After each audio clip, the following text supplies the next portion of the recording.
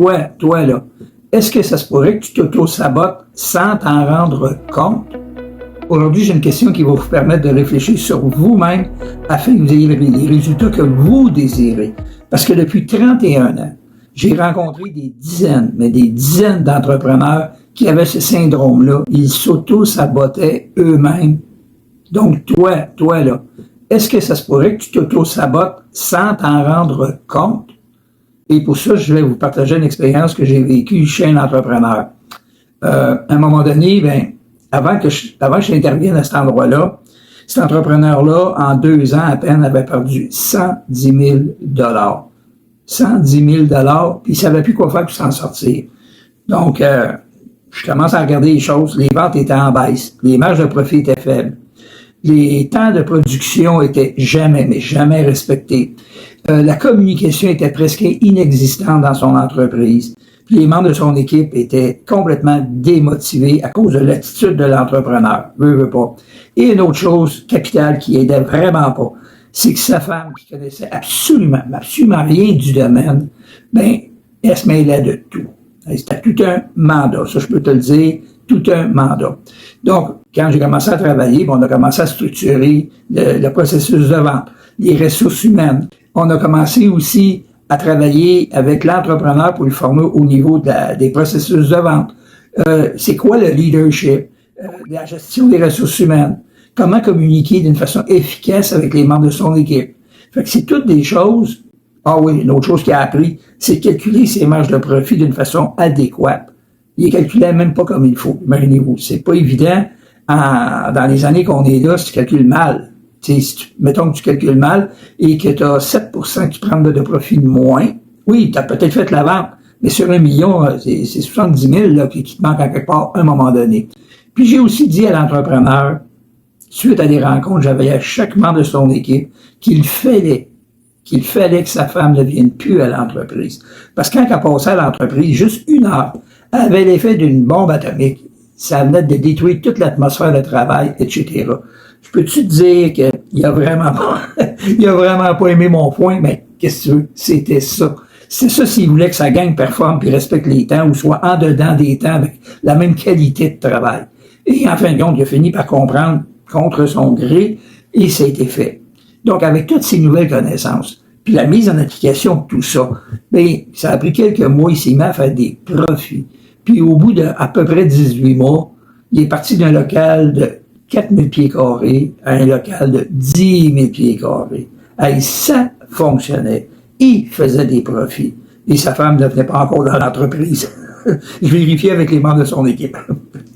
Donc, mon mandat était terminé. À peu près 1 an plus tard, je suis retourné la voir comment ça allait. Ça allait-tu bien ou pas? Et c'est là que j'ai vu l'auto-sabotage en action. Tous les processus avaient été complètement rayés de la carte. Ils disaient, c'était pas vraiment nécessaire. Non, un processus de vente, non, c'est pas nécessaire. Un processus pour évaluer ton personnel et embaucher les bonnes personnes, c'est pas nécessaire. Mais c'est lui qui est le patron, il doit avoir raison. Les ventes étaient basses. Ça baissait tout le temps. Les employés, la très grande majorité n'étaient plus là. Il avait tout lâché ce qui avait été. Fait que moi, j'ai demandé qu'est-ce qui s'est passé au juste? Il dit là, moi j'ai enlevé la structure salariale évolutive.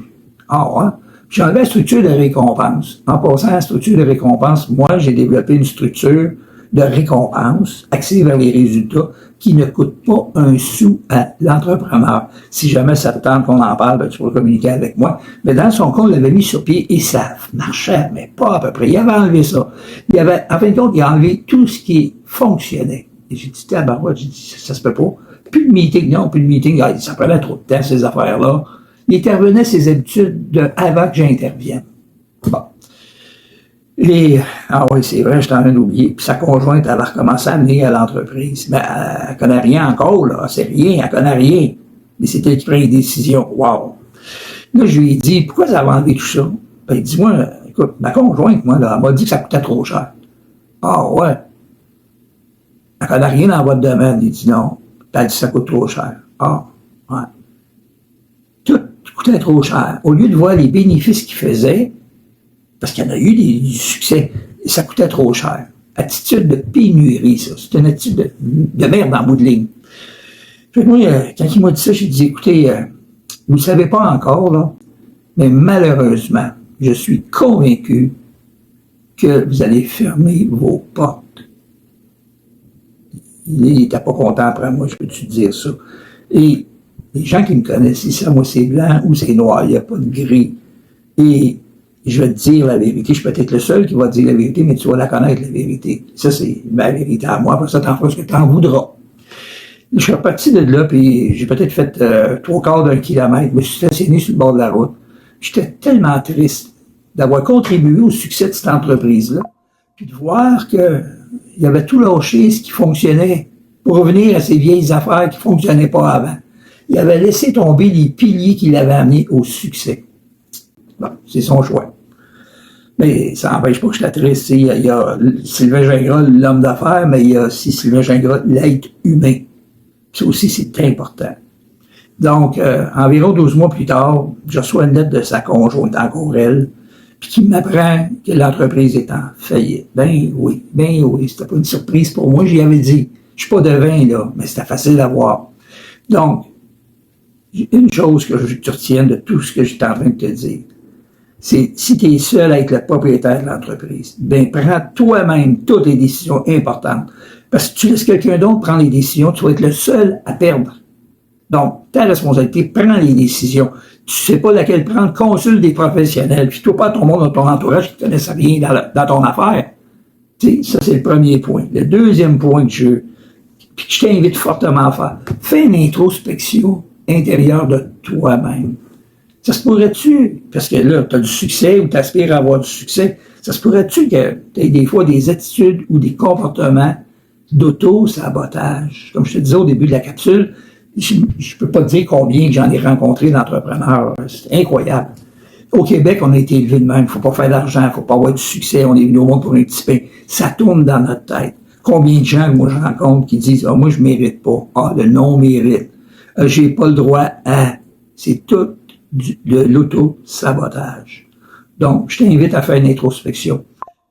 Maintenant, si tu as vécu des choses pas faciles ou drôles, ou simplement des belles choses, ben moi, je t'invite à les partager sur Club Succès pour entrepreneurs.